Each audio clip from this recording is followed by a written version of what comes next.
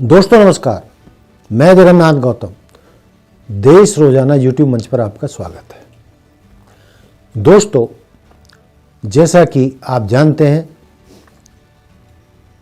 देश में लोकसभा चुनावों की तैयारियां चरम पर हैं और हर एक पार्टी अपने अपने उम्मीदवारों की टिकटों की घोषणाएं करने लगी हैं। लेकिन इसी बीच एक खबर जो मीडिया में बहुत ज़्यादा तैर रही है वो है पूर्व क्रिकेटर और सांसद गौतम गंभीर की राजनीति से संन्यास लेने की खबर। आप जानते हैं कि गौतम गंभीर देश के महान क्रिकेटर खिलाड़ी रहे हैं, लेकिन आमतौर पर देखा गया है कि जितने भी सेलिब्रिटी होते हैं और राजनीतिक दल उनको उनकी प्रतिभा से ये जानकर कि ये बंदे को यदि हम टिकट देंगे तो ये हमें सीट निकालकर दे देगा, इसी नीति से कई दल ऐसे सेलिब्रिटीज को राजनीति में ले आते हैं। लेकिन दोस्तों, जो ऐसे सेलिब्रिटीज को जो दल टिकट देते हैं और वो अपनी प्रसिद्धि के कारण जनता में उनकी जो प्रसिद्धि होती है, उनका जो एक जन जन तक आवाज़ पहुंची होती है, चेहरा सब जानते हैं, और वैसे भी जो सेलिब्रिटी होता है वो जनता के आकर्षण का केंद्र होते हैं। इसलिए जो भी उम्मीदवार सेलिब्रिटी होता है, चाहे किसी भी दल से हो, आम तौर पर वो चुनावों में जीत जाता है। लेकिन दोस्तों, जैसा कि मैंने अभी आपको बताया कि गौतम गंभीर ने अभी इतनी जल्दी जवानी में ही राजनीति से संन्यास क्यों ले लिया, तो जहां तक मेरे मित्रों का मानना है, कई पत्रकारों का कहना है कि जो खांटी राजनीतिज्ञ होते हैं, जो प्रोफेशनल पॉलिटिशियन होते हैं, राजनीति उनकी रग रग में समाई होती है और बिना राजनीति के उनका जिंदा रहना भी मुश्किल होता है। और आप जानते हैं कि कितने ही ऐसे नेता हैं जो 70 पार, 75 पार, 80 पार भी राजनीति और कुर्सी को नहीं छोड़ना चाहते। वो तो गनीमत है कि मोदी जी ने एक फार्मूला तैयार किया है कि वो 70 पार के या 75 पार के जो नेता हैं उनको टिकट नहीं देंगे और उनकी जगह नए उम्मीदवारों को लाएंगे, युवा उम्मीदवारों को लाएंगे। तो फिर गौतम गंभीर तो युवा है और जीता हुआ है, और जानकार बताते हैं कि उन्होंने कोरोना काल में गंभीर ने बहुत लोगों की मदद की। लेकिन मैं फिर उसी बात पर आ रहा हूं, चूंकि मदद करना एक अलग बात है, ऐसे सेलिब्रिटी अपनी जेब से भी पैसा खर्च करके अपने क्षेत्र के लोगों की मदद करते हैं, हर तरीके की जो कर सकते हैं, लेकिन उसके बावजूद वो बहुत ज़्यादा टाइम तक राजनीति में टिक नहीं पाते। कारण वही है कि वो मूलतः राजनीतिज्ञ नहीं होते, खांटी राजनीतिज्ञ नहीं होते, उनकी रगों में राजनीति नहीं समाई होती, इसलिए वो जल्दी ही राजनीति से विदा ले लेते हैं। अब मैं गौतम गंभीर के बाद कुछ ऐसे नामों पर और बताना चाहूँगा आपको, जैसे कि धर्मेंद्र को राजनीति में लाया गया, बीकानेर से उन्हें चुनाव लड़ाया गया, वो जीते भी, लेकिन अपने नाम के कारण, सेलिब्रिटी होने के कारण वो चुनाव तो जीत गए, लेकिन वो अपने बाद में जीतने के बाद अपने क्षेत्र के लोगों को संतुष्ट नहीं कर सके, ना उतना समय दे पाए, ना ही उनके बीच रहकर उनकी समस्याओं का समाधान कर पाए, और उन्होंने भी राजनीति से संन्यास ले लिया। उसके बाद यदि हम नाम लें तो सन्नी देओल भी है। धर्मेंद्र के बाद सन्नी देओल को गुरदासपुर पंजाब से चुनाव लड़ाया गया, वो जीते, लेकिन उनके भी गुरदासपुर क्षेत्र में कि उनका सांसद लापता है ऐसे पोस्टर बैनर लगाए गए, यानी वो भी समय राजनीति के लिए नहीं दे सके जितना समय उन्हें देना चाहिए। जीतने के बाद जनता के बीच रहना चाहिए। पहली बार वो सेलिब्रिटी होने के कारण जनता उनको जिता तो देती है, लेकिन बाद में वो जनता के उस पर खरे नहीं उतर पाते, उनके उतने काम नहीं आ पाते, उनको समय नहीं दे पाते, जबकि किसी भी नेता का जनता के बीच 24 घंटे रहना, उनके बीच काम करना बहुत जरूरी होता है। अब मैं अगले नाम पर आता हूं, अमिताभ बच्चन, जो पूर्व प्रधानमंत्री राजीव गांधी के सखा थे, उनके बहुत करीबी मित्र थे। तो 1984 में अमिताभ बच्चन को इलाहाबाद से चुनाव में खड़ा किया गया। वो भी किसके खिलाफ किया था?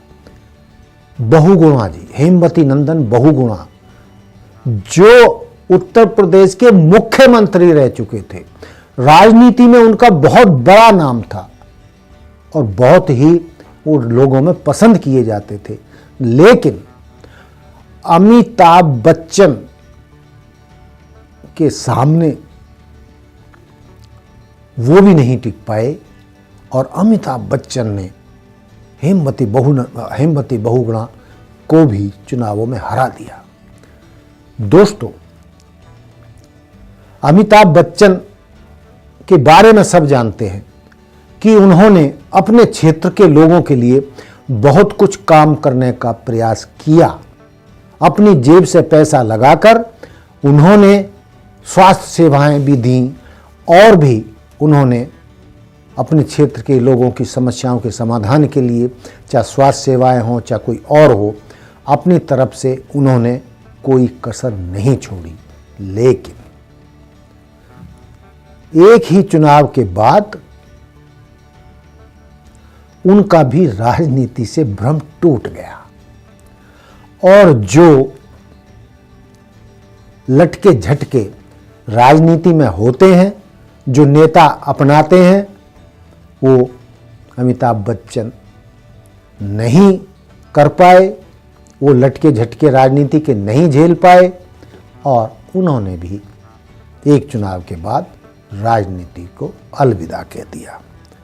इसी श्रृंखला में विनोद खन्ना, जो मुंबई के या हिंदी फिल्मों के बहुत बड़े अभिनेता रहे हैं, बहुत बड़े हस्ताक्षर रहे हैं, वो भी गुरदासपुर से जीते थे, लेकिन काम उन्होंने भी करने का प्रयास किया था, लेकिन वो भी राजनीति में एडजस्ट नहीं हो पाए। चूंकि मूलतः राजनीति उनकी रग रग में नहीं होती, वो लटके झटके ये कलाकार नहीं जानते। खांटी जो नेता होते हैं उनको खराब करने में कोई कसर नहीं छोड़ते और वो जल्दी ही राजनीति को अलविदा कह देते हैं। इस तरीके से विनोद खन्ना को भी राजनीति रास नहीं आई और वो भी राजनीति को विदा कह गए। एक और बड़ा नाम है क्रिकेट के भगवान सचिन तेंदुलकर।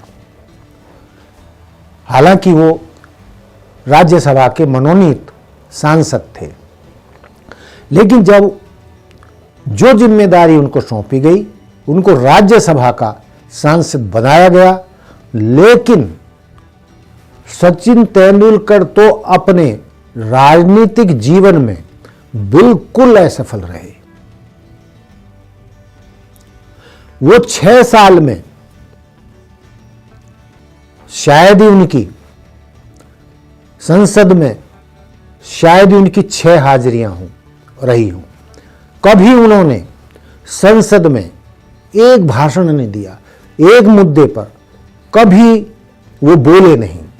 कोई रिकॉर्ड में उनका बोलने का कोई सबूत नहीं है। और अंततः राजनीति उन्हें रास नहीं आई, या राजनीति को सचिन तेंदुलकर रास नहीं आए। क्रिकेट के भगवान भी इस तरह राजनीति को अलविदा कह गए। एक राजनीति का एक बहुत बड़ा चेहरा, एक बहुत बड़ा नाम, राजेश खन्ना। राजेश खन्ना ने जितना नाम फिल्म नगरी में कमाया, ऐसा नसीब बहुत कम लोगों को मिलता है। इतनी प्रसिद्धि बहुत कम लोगों को मिलता है। और कहा जाए तो शुरुआती उस दौर के 70-80 के दशक के दौर में जब वो राजनीति कर रहे थे, तो उस दौर में कोई भी सेलिब्रिटी उनके मुकाबले का सांसद नहीं बना था। लेकिन दोस्तों, वो दिल्ली से चुनाव लड़े थे और जीते थे, लेकिन राजनीति उन्हें भी रास नहीं आई। वो जनता के बीच नहीं रहे, जनता की समस्याओं से नहीं जुड़े, जनता की आकांक्षाओं पर खरे नहीं उतरे। उनके बारे में तो यहाँ तक कहा जाता है कि वो लोगों से ज़्यादा मिलना जुलना पसंद नहीं करते थे, लोगों का फ़ोन उठाना पसंद नहीं करते थे। यहाँ तक कि उस बात का सबूत मैं भी हूँ। खुद मैंने भी राजेश खन्ना को सांसद रहते हुए कई बार फ़ोन किए, मैं उनका इंटरव्यू लेना चाहता था, लेकिन कई बार फ़ोन करने के बावजूद राजेश खन्ना ने मेरा भी फ़ोन नहीं उठाया।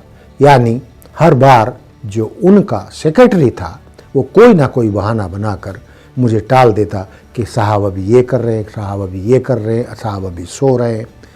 लेकिन उनके बारे में कहा जाता है, जो भी कारण उनकी ज़िंदगी के रहे हों, कि वो शराब बहुत पीते थे और रात दिन शराब के नशे में चूर पड़े रहते थे। और इसलिए उनकी जो है राजनीति में सफलता का कारण ये बहुत बड़ा बताया जाता है। दोस्तों, यदि हम ये वैसे तो बहुत बड़ी लंबी लिस्ट है कि जो सेलिब्रिटी राजनीति में आए वो जल्द ही राजनीति को अलविदा कह गए। उनमें एक बड़ा नाम और भी है, गोविंदा, जो हिंदी फिल्मों के बहुत बड़े अभिनेता हैं, बहुत बड़ा नाम है। वो भी मुंबई से चुनाव लड़े और जीते, और उन्होंने तत्कालीन मंत्री राम नाईक को हराया। लेकिन बावजूद इसके राजनीति उन्हें भी रास नहीं आई, या राजनीति को वो रास नहीं आए। वो जीतने के बाद फिर जनता के बीच नहीं गए, जनता के काम नहीं आए, जनता से मेलजोल नहीं रखा, जनता को समय नहीं दे पाए, और जो एक राजनीतिक और उस क्षेत्र की जनता के बीच जो रिश्ता होता है उसको नहीं निभा पाए, और गोविंदा को भी अपनी राजनीति से संन्यास लेना पड़ा। तो दोस्तों, कहने का मतलब ये है कि ये बहुत बड़ी लिस्ट है कि सेलिब्रिटी अपनी चमक दमक के कारण चुनाव जीत तो जाते हैं, राजनीतिक दल भी उनकी चमक दमक का फ़ायदा उठाकर उन्हें टिकट तो दे देते हैं और उनका एक सांसद बड़ी आसानी से जीत जाता है। लेकिन दोनों के बीच राजनीतिक रिश्ता या राजनीतिक तालमेल या राजनीतिक समझ न होने के कारण ये सेलिब्रिटी राजनीति में असफल हो जाते हैं।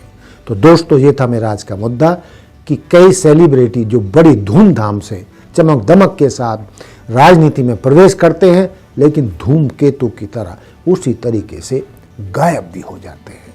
लेकिन दोस्तों, इसका मतलब ये नहीं है कि कोई सेलिब्रिटी कामयाबी ना हुआ हो।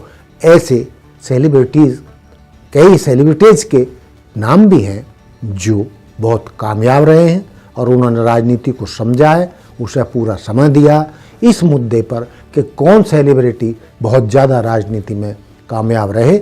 इस पर हम फिर किसी अगले दिन एक वीडियो आपके सामने रखेंगे।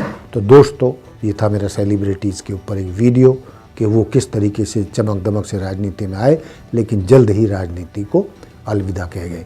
तो दोस्तों, देखते रहिए देश रोजाना। जय हिंद, जय भारत, जय संविधान, नमस्कार। हमारे साथ जुड़े रहने के लिए देखते रहिए देश रोजाना का YouTube चैनल। सब्सक्राइब कीजिए, साथ ही देश रोजाना की खबरें सबसे पहले देखने के लिए प्रेस कीजिए बेल आइकन।